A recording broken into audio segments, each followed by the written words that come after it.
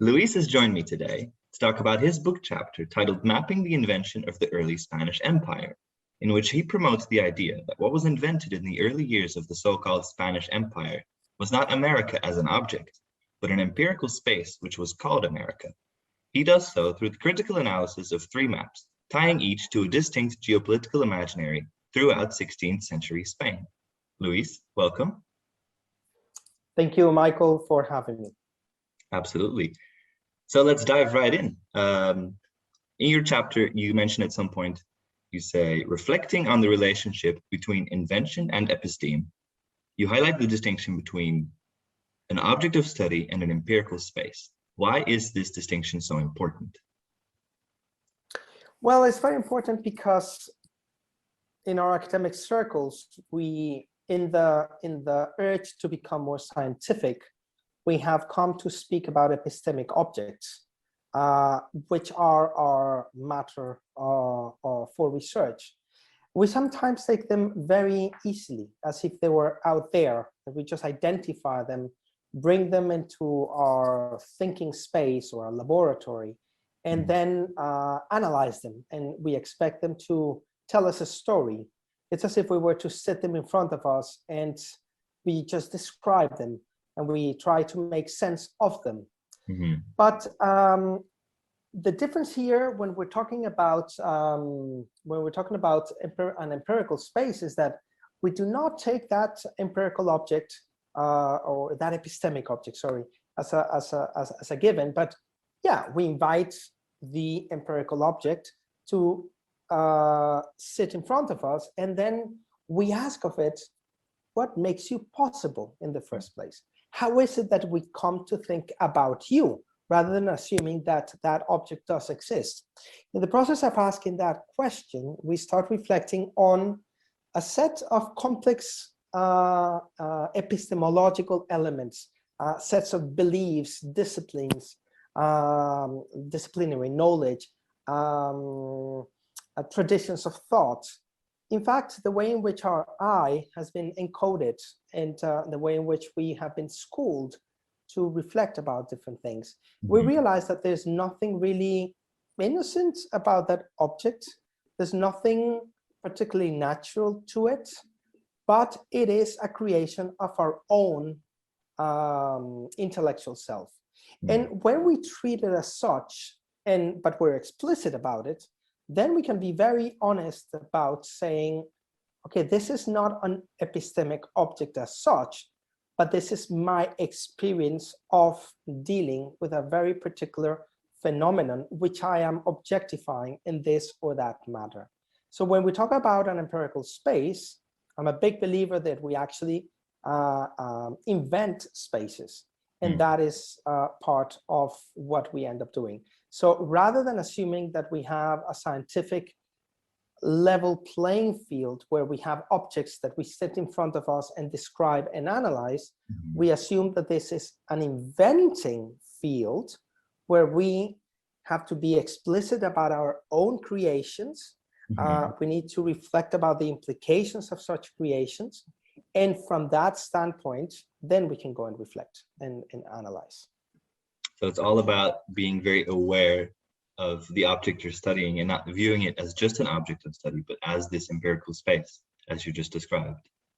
And also assuming there's more of an art, as a crafting job, crafting of ideas and of knowledge, not assuming that nature comes in our ready-made conceptions.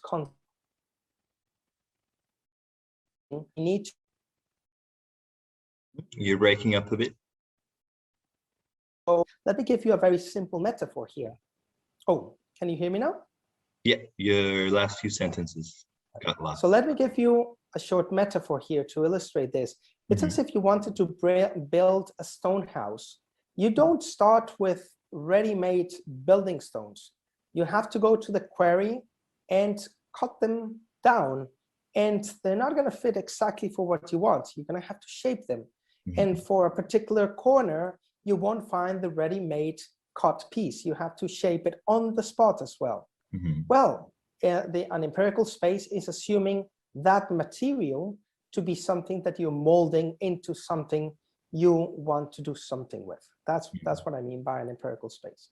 It's a creation rather than a natural given.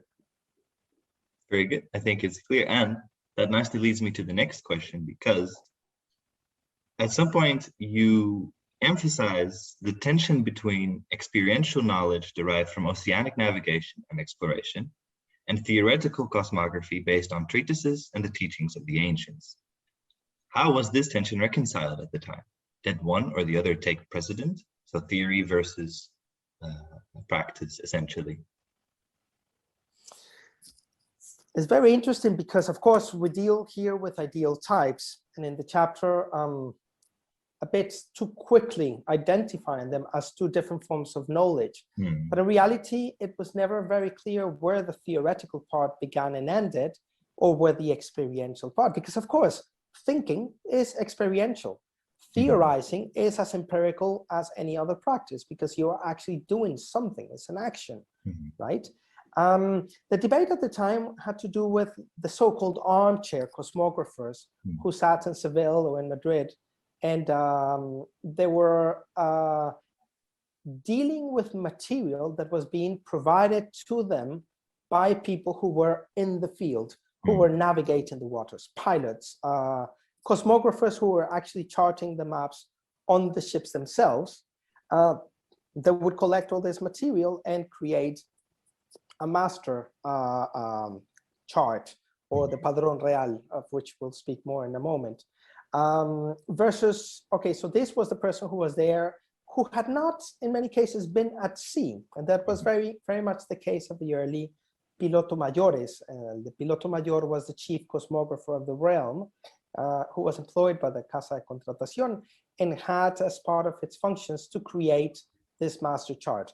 Many of those at the beginning of the century had overseas experience, and they had nautical experience firsthand.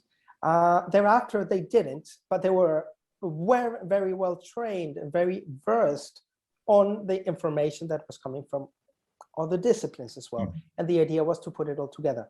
But your question is, how do we how did that distinction settle? And the answer is it never settled. It's still not settled today. When we talk about a practitioner and a theoretician in today's world, we're still dealing with the same situation, right? But the role of experience here is absolutely central, because to call it experiential, how is it that I called it here? I call it experiential knowledge. Honest, and I can see that now, because of course all knowledge is experiential.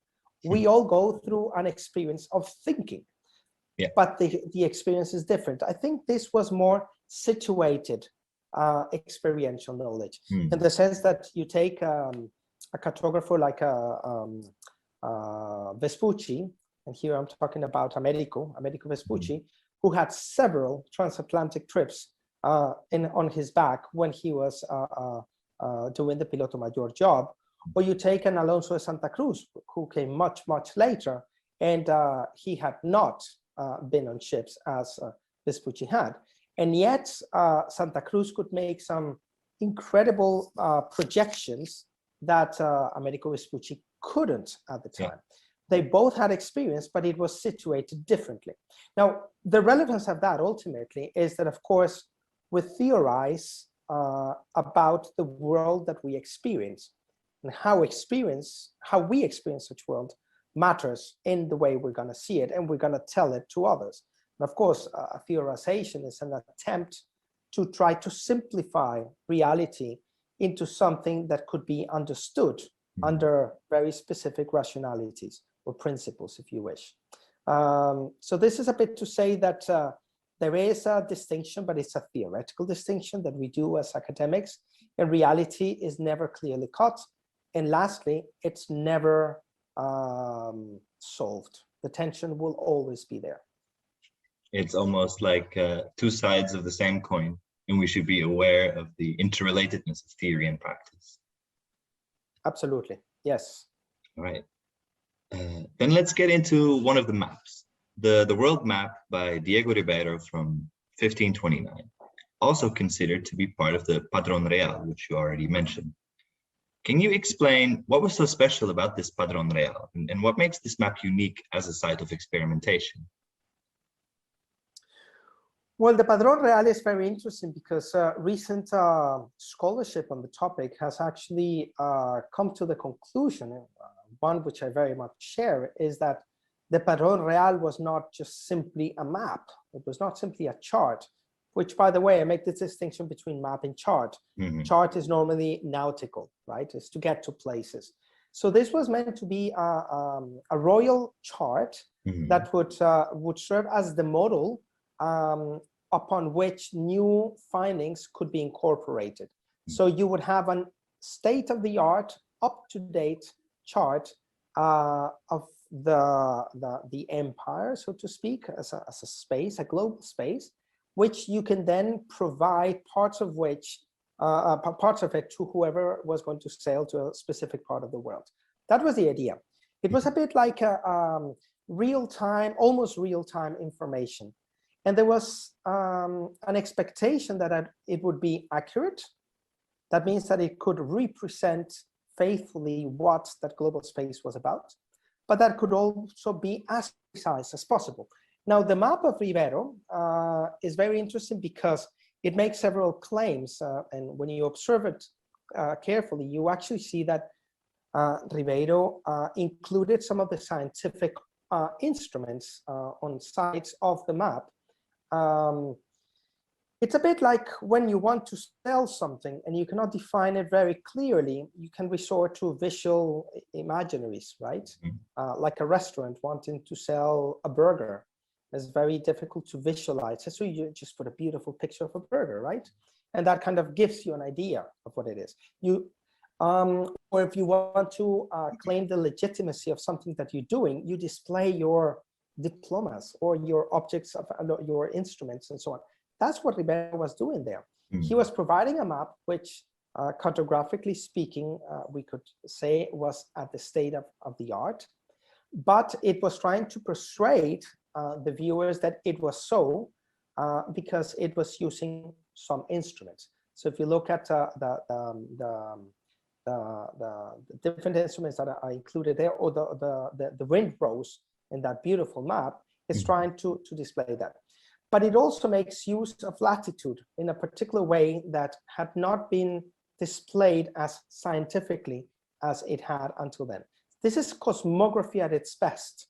And cosmography, let me say something very quickly about this. Cosmography is a science at the service of the state, in this case, of the crown of Castile.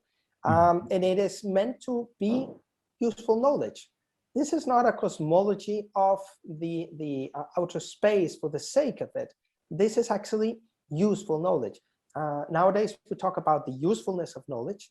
We talk about careers and degrees, professions that have an impact or a usefulness for society, for the industry, or for government. This is exactly what cosmography was about. We're talking about the early 16th century. So this kind of map is actually, let's say, a pseudo-scientific instrument to speak truth to power. That's what it is ultimately. If it is accurate, if it is precise, that would be a matter of discussion, of course, but it does serve that purpose. Now, going back to the idea of the Padrón Real, well, the Padrón Real was not just that chart or the preceding charts or the following charts, but it was the whole compound of knowledges that intervened in making that possible. And that means that there is this distinction between theoretical cosmography, practical cosmography. There is a trade venture that requires this, because this was actually made to support the Carrera de Indias and the Galeón de Manila, which were the two trading routes of the Spanish Empire, one in the Atlantic, the other one in the Pacific, and then they merged in the Caribbean. So you get together forms of knowledge, disciplinary practices of nautical navigation, cosmic navigation and so on and so forth, but also belief systems. There's a lot of religious elements to it. There's a lot of diplomacy involved as well in making this Padrón Real. And there's the element of secrecy, what Maria Portuondo has called the secret science, where in Spain and partly in Portugal, much of these findings were never published because they could fall into the hands of the competitors, right? Or much of the history of science from the 16th, 15th and 16th century from Iberia was never published. And it's only being discovered now to show that perhaps 100 years earlier than Francis Bacon. And there was, of course, the issue of the secrecy of science. This knowledge, cosmographical knowledge, was considered to be a secret of state and a secret of the crown. This Padrón Real, the royal chart, should not fall in the hands of the competitors or the enemy, because then you would have sensible information that could be used as intelligence for competition. There are all kinds of interesting anecdotes about this that I could talk about, but suffice it now to say that, for instance, when a pilot when a ship departed with a mission, the real destination was known at sea on sealed envelopes that contained some of the charts that they were to use. In many cases, it came with a couple of charts, one which should be destroyed in case, and the other one that could be left on board in order to confuse the enemy, to provide false information. And this was kind of the feeling of the time.